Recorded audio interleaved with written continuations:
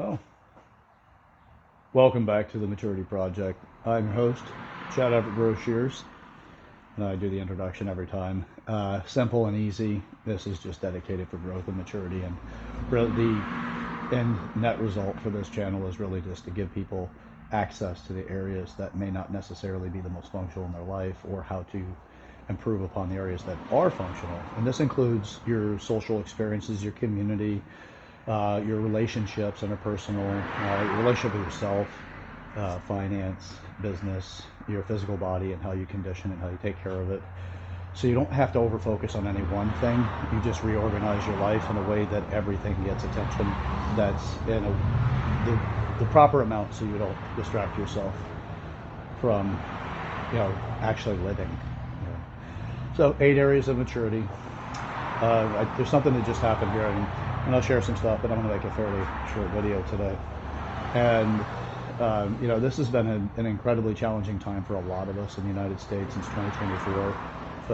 We got federal elections coming up here with the president and all of that, and it's just that we're so divided and torn as a nation. We've got so many challenges, and it really feels like we do have an elite class that just use the hell out of us. And the more disorganized you are, the less mature you are, the more disorganized you are.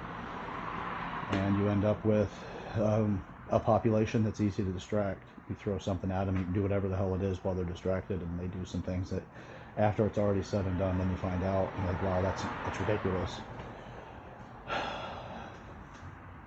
I'm not here to tell people what kind of political views they should have.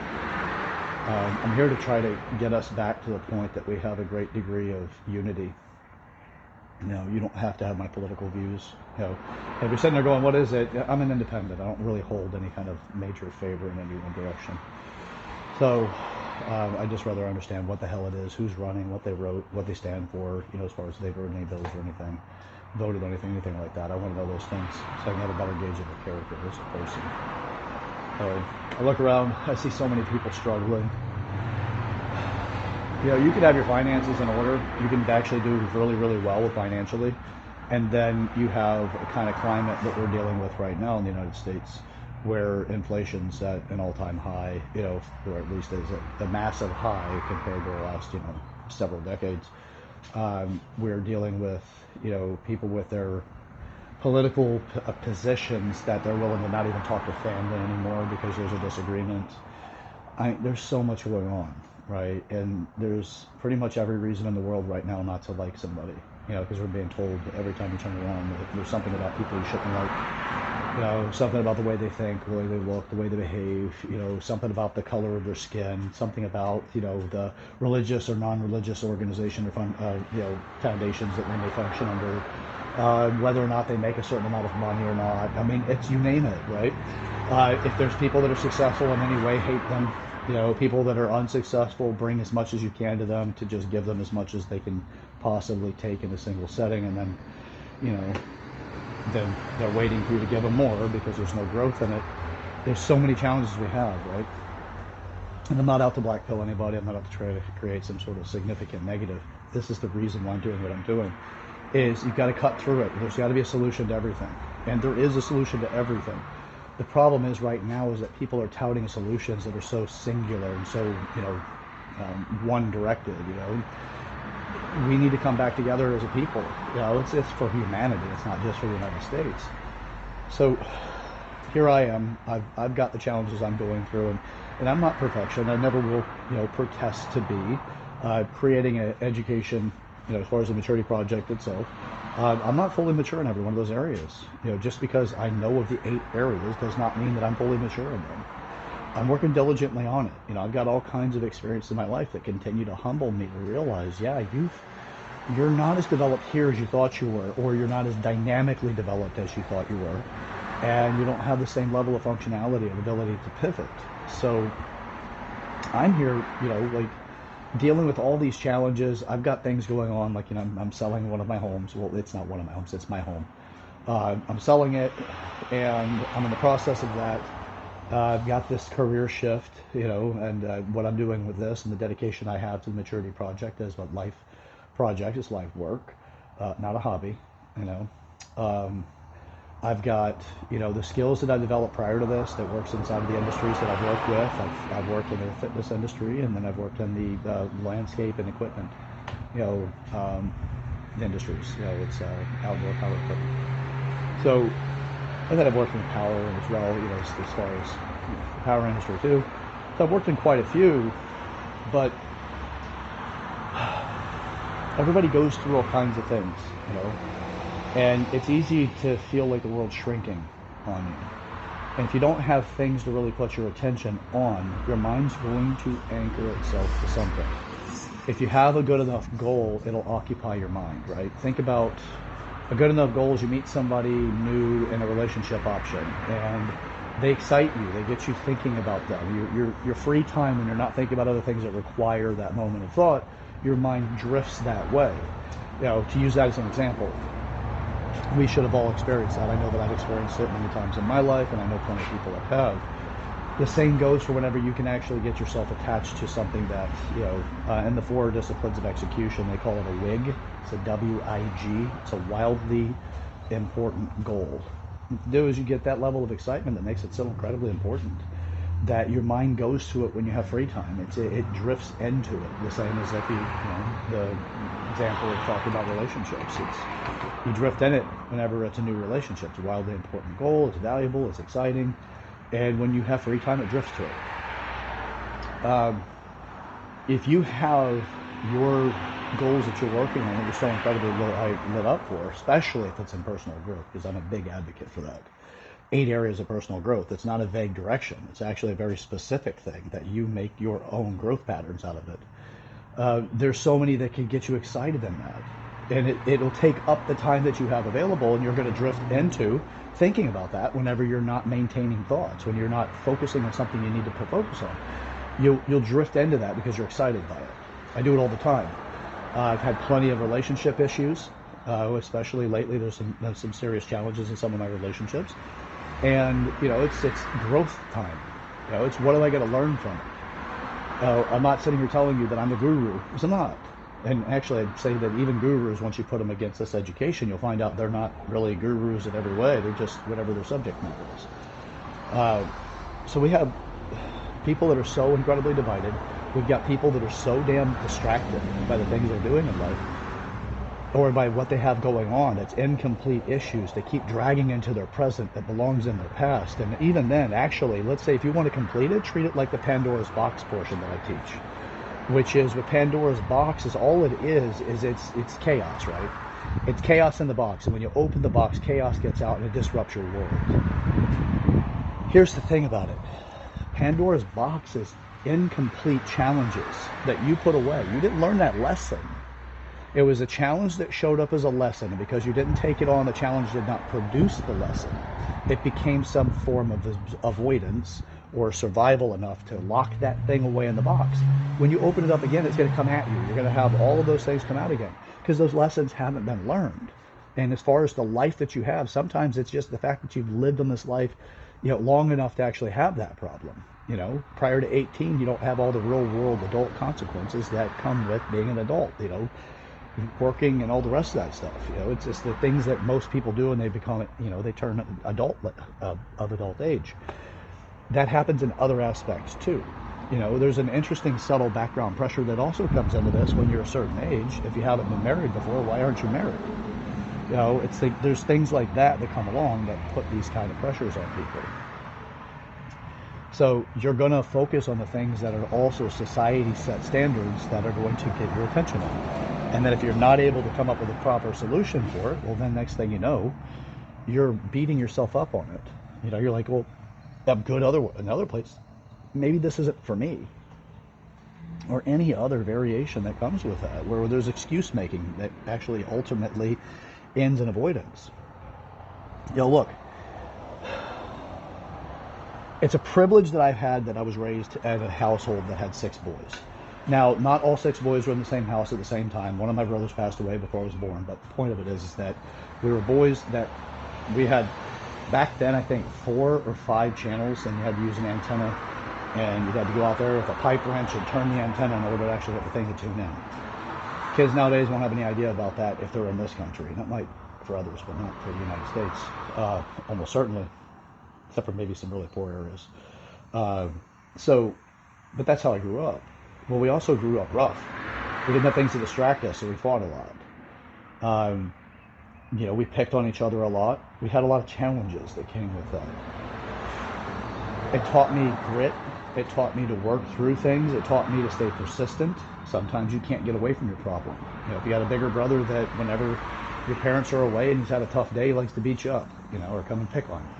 You got to learn how to deal with that stuff because you can't get away from it. And as an adult, you're like, shit, I can't get away from some of these problems. Or if this problem's elective, why don't I just do it anyway? Why don't I just take on the challenge anyway and take the lesson? We need to make taking the lesson great again. Yeah, it's part of making America great again, but taking the lesson and making it great again. So I'm sitting here, and I wanted a short video, and there's a few things that I wanted to discuss, and I kind of went on a tangent there, but it's flowing for me.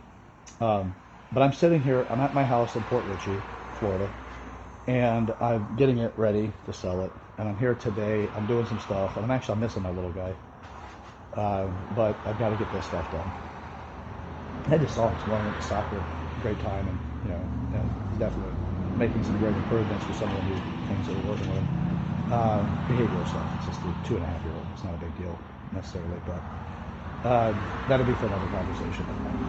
But anyway, I'm here. I'm doing this work, and I'm thinking I've got somebody that I actually had in the house. She was here for 9 months, 8 months, something like that, as a tenant, and she did the normal cliche thing. If a friend of yours don't rent them your house, it's very unlikely that they're going to take care of it. They're going to screw you over some way. It's like all this stuff, right? And I can get into why that actually becomes a rational thought for a lot of people, including the people that are screwing over friends, family, whoever, when it comes to certain situations like vehicles or living conditions or something, or arrangements. Actually, should I say living arrangements? So sitting here and I'm kind of like going through the stuff, and I'm like, okay, well. I'm taking stock of how many times people have done things that actually people would refer to as screwing me over, right? Because I inherently want people to do the best, to have the best, and all of that. But a lot of hard lessons to teach me that don't do it for people. You cannot do it for somebody. If you do it for them, it will come back to bite you in the ass. And as of right now, for doing it for other people, I'm at 100%. They come back and bite you in the ass somehow. So I have new standards for that because I'm not repeating that cycle anymore. So I'm going through this. I'm moving stuff out. By the way, that's just to give you an understanding to the mechanics of the way I'm thinking from the lesson that I learned from it, right? Because I'm not putting that away in Pandora's box to have chaos waiting to come out at another time when I'm not paying attention. So I've got these challenges. I've fought very hard to get people more money when it comes to employees that ultimately ended up turning on me or to do something to basically, betray me, stab me in the back, whatever. So I've had that happen in my past, and I've actually lost some jobs because of it, or I've canceled contracts because of it, things like that. And it's just something to look at. It's like, do I sit there and blame them or figure out what's wrong in me? So same thing. That's why I told you all of the other things as far as, like the mechanics of thinking, because I'm sitting here going, okay, well, that's just one more person that screwed me over. And look, people are going to do what they need in order to survive. Sometimes that survival is just the way they think about themselves. It has nothing to do with real world consequences outside of their own head. And then some people, it's because, there's consequences that come with that. So this person in particular, I helped get her a place to stay so she didn't have to live in her car, all that stuff. Now I have specific standards and criteria that are necessary in order to facilitate the outcome that I'm looking for, and the other person can do it. The outcome I'm looking for is, like in this situation, future reference, is I'm not going to just give somebody a place to live that can rent, something like that. No, I'm going to actually I'm going to put clauses in on that. I want you to do certain things in order to develop yourself. And if you don't want to do it, that's fine. But I'm also not going to give you the support then. But these are the real measurements, and this is why I want you to do it. I want you to improve these skills. If somebody they need to take a loan.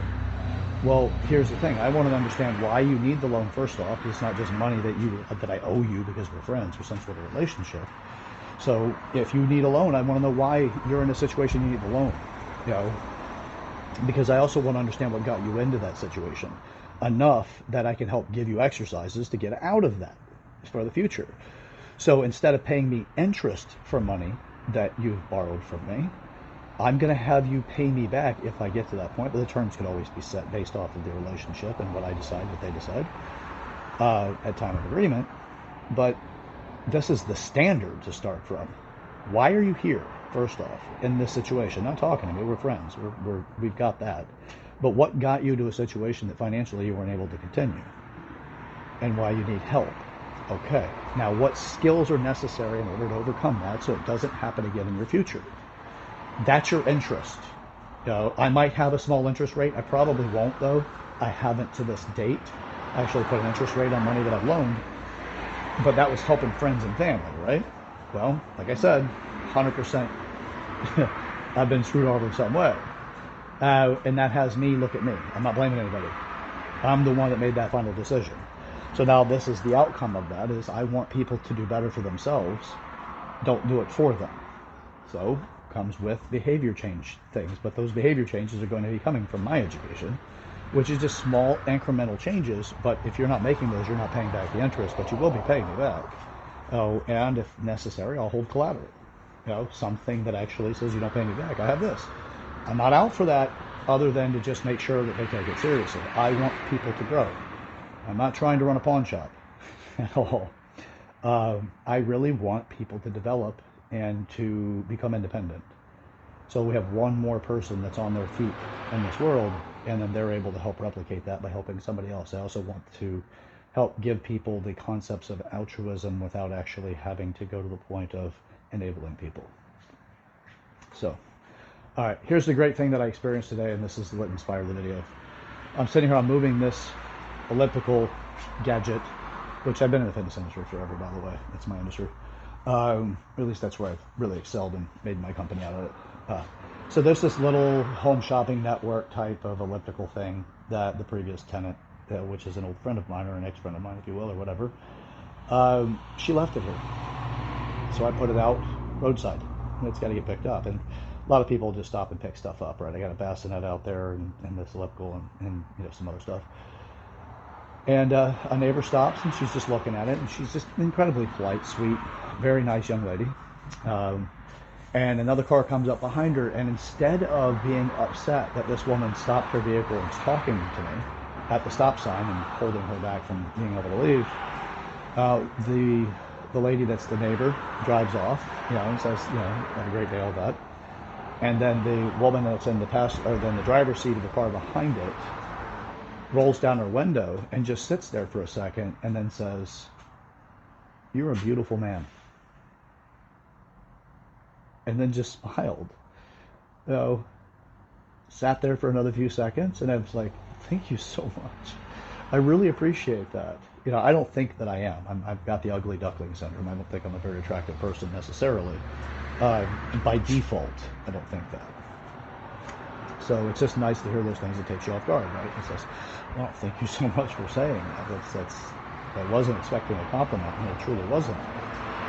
But it was a moment where I'm like, she didn't stop. She didn't ask me for my phone number. She didn't ask me for anything. She just stopped and said, "You're a beautiful man."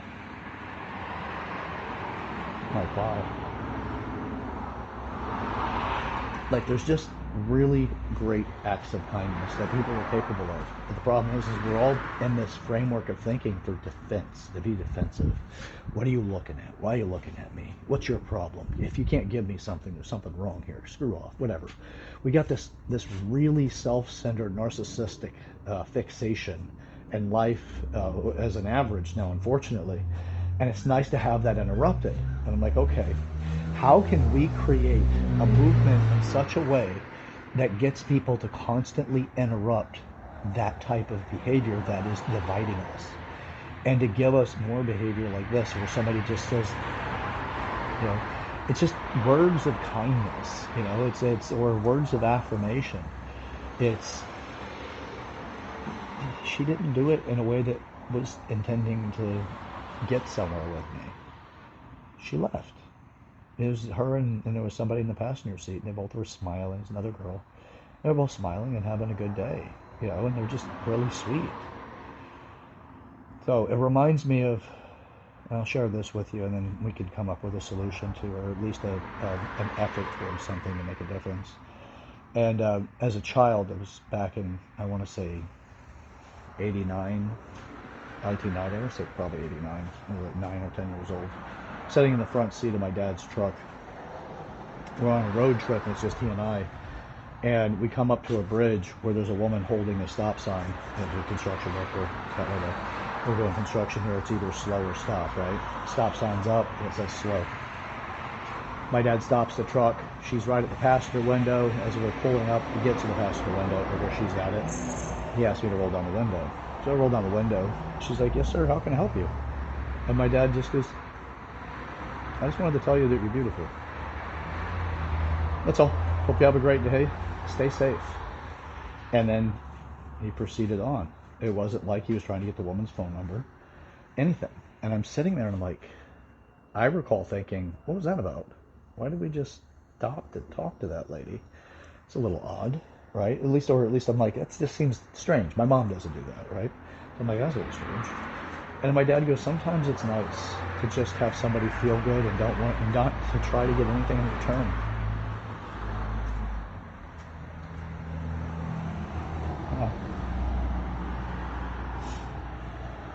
All right. So, anyway. So here's what we can do. You got to work on yourself, right?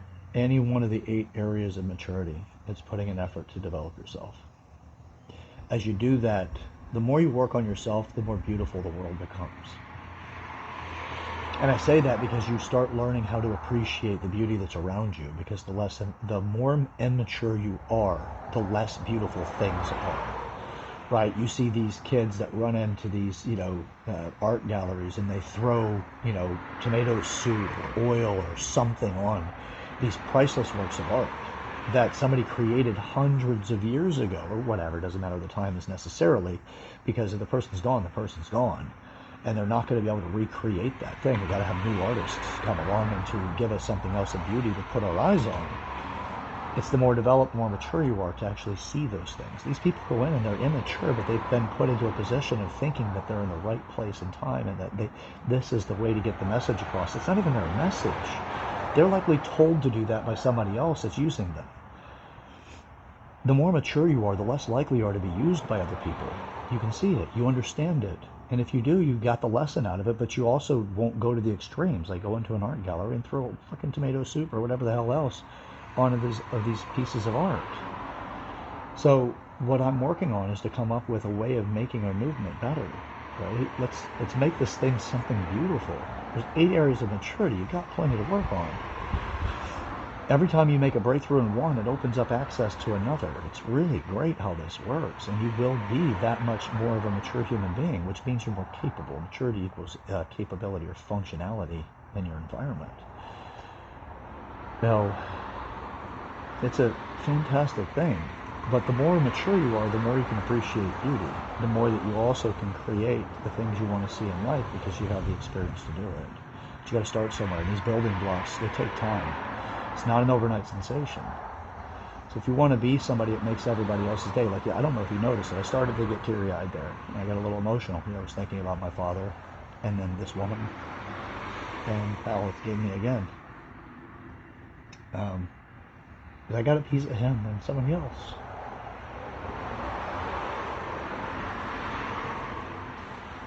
So,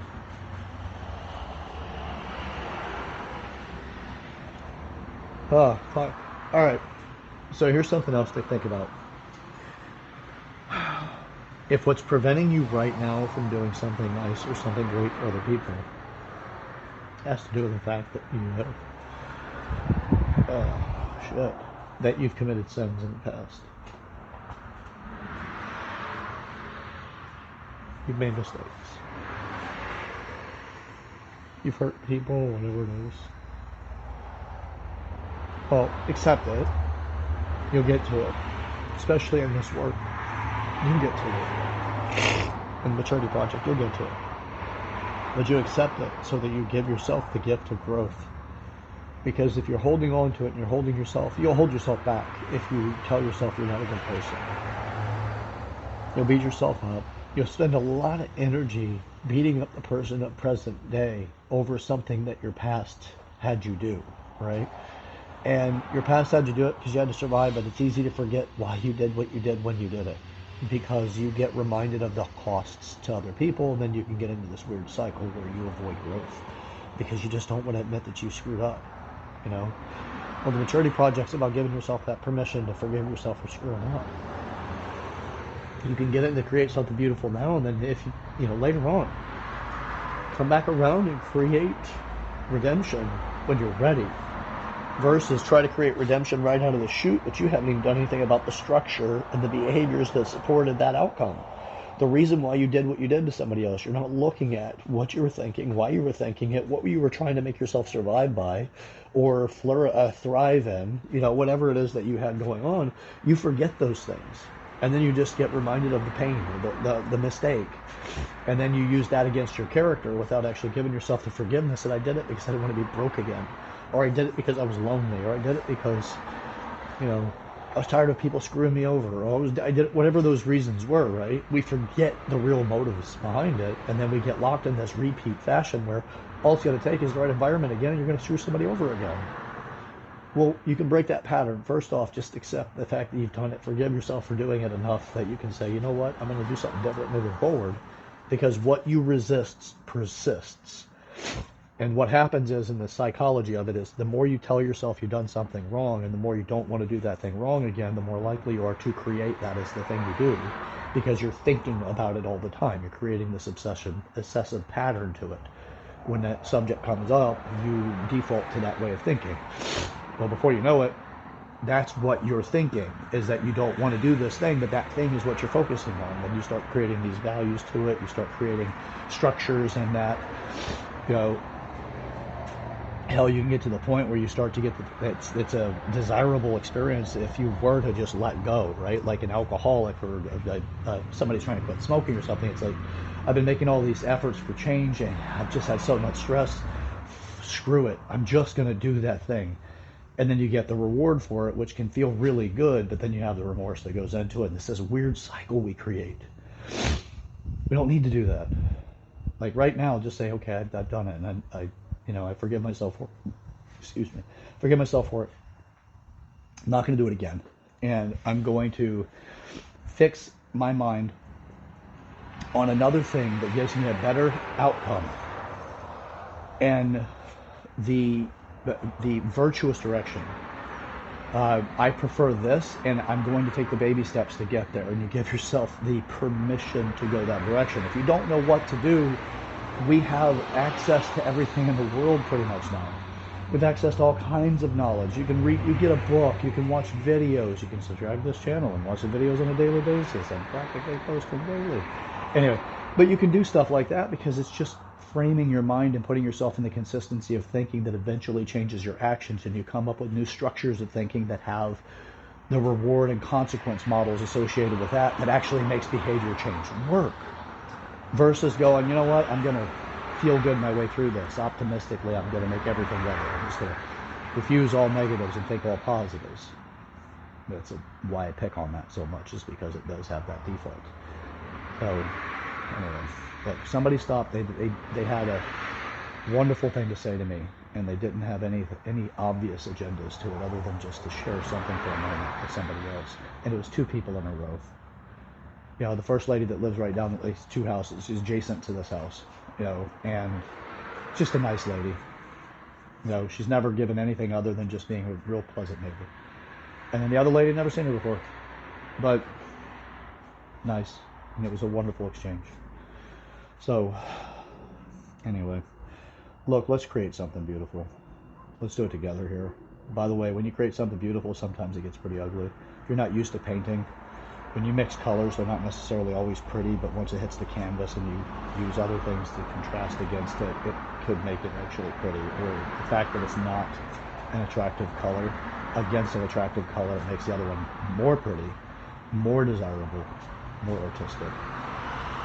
So just because what you're going through right now in your life seems like it's the ugly, it's the shitty, it's the undesirable, it, by contrast to the other things you'll create, will be beautiful. You just have to go through this part of the mixing of the paints where they're not necessarily the prettiest. You know, this weird brown green thing or whatever the hell, because you mix too many colors together and it's just sitting there on your canvas, or on the shit, I forgot what they call that. A tray with paint.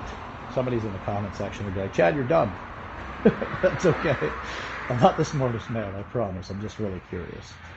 So anyway, I wanted to share this, and it's changing your life is just one thing on a daily basis. And if you grab any one of the 8 areas of maturity and you understand what you're doing, you can change your life because you're doing it with more strategy. So, all right, that's it for today. Share this video with a person in your life that you want to make a meaningful change with, a very meaningful conversation. Start one. Also, don't forget to like and subscribe to the channel. If you're not part of the community already of subscribing, then just please do it. You'll get regular notifications. Just hit the bell icon so you know that when new videos go up, you're acknowledged and you're alerted. A lot of our phones will tell you on your notifications when a new video came up if you do that.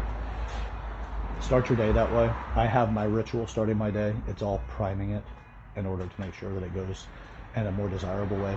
It's not a guarantee it goes there, but at least I start in a way that could make a difference. And let's avoid the path to hell, because the path to hell is paved with good intentions. It's the immature that create that. And I'm not down with being immature. We all are. It's just why, if we can change that and come up with something different, why don't we? All right. Till next time. I'm your host, Chad over Brochures. This is the Maturity Project.